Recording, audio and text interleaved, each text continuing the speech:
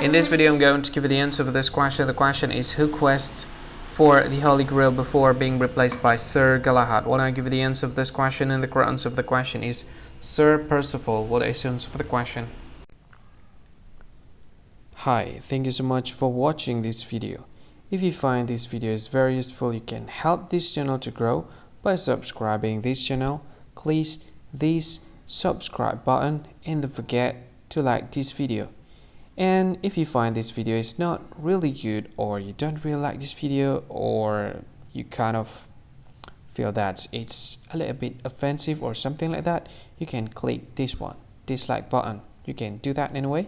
And if you want to share this video with your friend, you can share it by clicking this share button, and you can share it to any social media that you wish that is currently available at this time, like Facebook, Twitter, LinkedIn, and many others.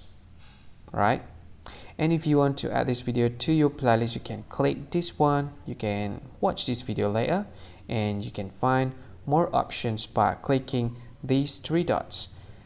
And yeah, don't forget to subscribe. I think that's all of it. Thank you so much for watching this video, and see you again in another video. Bye bye. See you again.